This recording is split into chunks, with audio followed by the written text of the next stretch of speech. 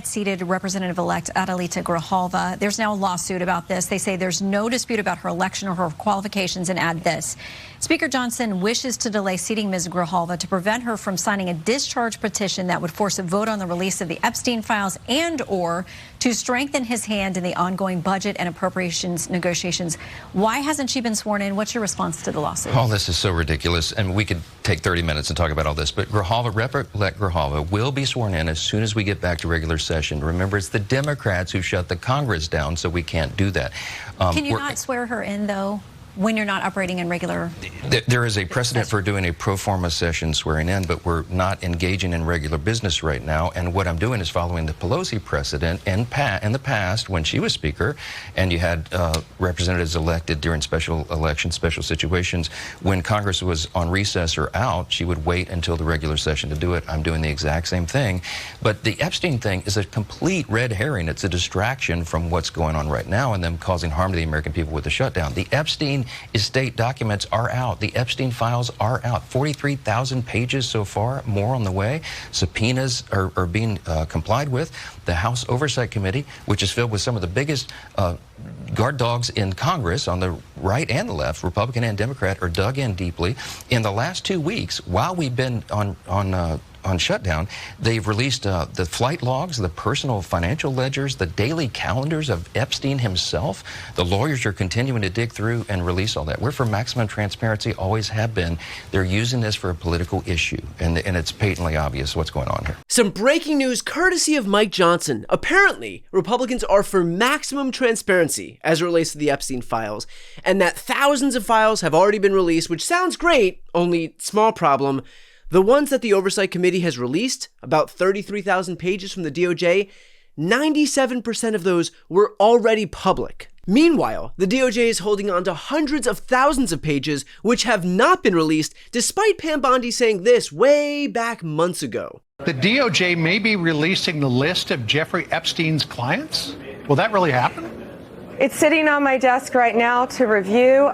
That's been a directive by President Trump. I'm reviewing that. I'm reviewing JFK files, MLK files. That's all in the process of being reviewed because that was done at the directive of the president from all of these agencies. And yet, despite the fact that Mike Johnson can unilaterally compel the release of the Epstein files by bringing the issue to the floor for a vote, not only is he not doing that, he is actually preventing Representative-elect Adelita Grijalva from being sworn in because she would be the 218th vote on the discharge petition to compel the release of those very files. In other words, the irony should not be lost on any of us that the guy who is grandstanding about maximum transparency is quite literally the one person standing in the way of any transparency. Mike Johnson also invokes the Pelosi precedent, but what he won't tell you is that then Speaker Pelosi waited 25 days to swear in a lawmaker because that lawmaker asked Pelosi to be sworn in on a specific date. In this scenario, Grijalva has been pleading with Mike Johnson to swear her in and posting videos like this. Hi, it's me again, still Adelita, and still Congresswoman-elect. I have not been sworn in. It's been 36 days since our election, and we have surpassed waiting the longest of anyone in recent history. And so if you're sick of me coming on and saying I'm still not yet sworn in, guess what? I'm sick of it too. I want to be sworn in, working for Arizona, and being at the table when these important discussions are being made. And so I want to thank you all for your support, continuing to follow this journey, and as soon as I have an update, I'll let you know. So yeah, not exactly the Pelosi precedent, is it? And of course, Mike Johnson brings up the fact that he undermined his own rule about swearing in members-elect during pro forma sessions when he swore in 2 Republican lawmakers during pro forma sessions just months ago, which puts on full display the broader point here, that Republicans will literally make up any rule that suits them in that moment. Remember when Merrick Garland was nominated by Barack Obama and Mitch McConnell decided by fiat that the new standard became you cannot give a hearing to a Supreme Court nominee when the Senate is a different party than the president during an election year? completely made up out of whole cloth. But they needed to put forward some excuse, any excuse, to serve as some tenuous basis to refuse to vote on Obama's nominee. And frankly, even if it wasn't an election year, it would have been some other excuse. You can't give a hearing to a nominee in a cycle where the party opposite the president took any majority in Congress. You can't have a hearing if there wasn't a national census in the previous 5 years. You can't have a hearing if the nominee's birthday fell on a Tuesday of that year. It doesn't matter what the excuse is, or how nonsensical it is, or how untethered to reality it is. The point is that they will latch onto any excuse to prevent democracy from working if it's not working in their favor.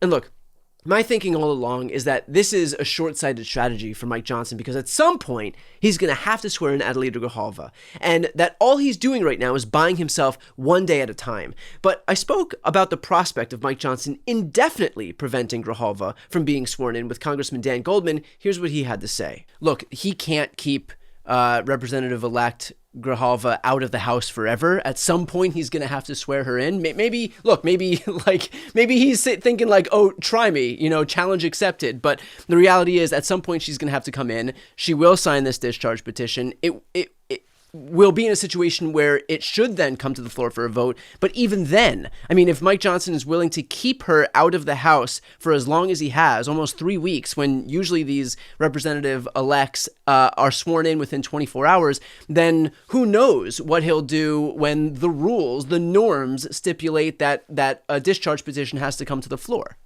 Let me give you an example. When Trump implements tariffs under some of the statutes, it is required to come before Congress in order to be essentially ratified. Congress gets a say to endorse the tariffs and the rationale for the tariffs. And it requires, I think there are 15 session days before it is ripe to come to the floor. Mike Johnson literally put in one of the rules that Republicans generally have to pass in order to bring a bill to the floor for a simple majority vote. He literally put in the rules that the clock on that particular bill introduced by House Foreign Affairs Committee ranking member Greg Meeks would stop. So it would never get to 15 days. And it would never be ripe for a vote, so that the Republicans would never have to vote on Trump's tariffs. So that just shows you the lengths that he will go to avoid normal process, regular order, and frankly, what the statute and law requires to protect Donald Trump and to supplicate himself to the president. So again, for these Republicans, when we expect them to play by the rules, we're only exposing ourselves as fools. They are not playing the same game as us. They are not partners in democracy. They'll cosplay as a small d Democratic Party when it suits them and completely abandon democracy when it doesn't. Here, it doesn't. And frankly, when the left yells, well, that's not fair, those aren't the rules, all we do is expose our own naivety, because they have told us every which way, 1,000 times over, that they do not care about the rules. Again, we're playing different games, and the only thing worse than what the GOP is doing is Democrats' inability to recognize it. Which is why it will not suffice to reason with these people. We have to defeat them. We have to make sure that they never hold power again. This is no way to govern.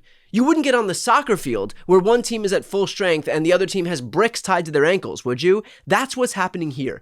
Democrats will never win against a Republican Party for whom rules don't exist. And now, those same Republicans are in the process of entrenching their majorities forever. So I'm asking everybody watching to find your circles of people and make them your responsibility. Find 5, 6, 7, 8, 9, 10 people. Make sure they know the stakes of midterms. Make sure they know the stakes of this upcoming election just a few days from now. If they live in New Jersey or Virginia or Pennsylvania, voting is open. If they live in California, make sure they vote for Prop 50 to counteract the GOP's power grab in Texas, Missouri, North Carolina, and Ohio. This is a 5-alarm fire, and we need everyone on board to ensure that we don't lose our democracy forever. Before you go, if you enjoyed this content and you want to see more and support independent media, please subscribe to this channel. The subscribe button will be right here on the screen. But second, the reality is that we are now in a political environment where this administration can lean on any of the social media platforms to suppress certain voices if they don't like critical coverage. That means my longevity here is in the hands of a few tech billionaires who are already making it clear that they are willing to cater to this administration. To that end, signing up for my newsletter is a way for me to reach you directly if that ever becomes necessary. I'll put the link right here on the screen as well, so please sign up. It's free, but there's also an option to do a paid subscription if you'd like to support me and my team. I really appreciate it. Thanks so much for watching.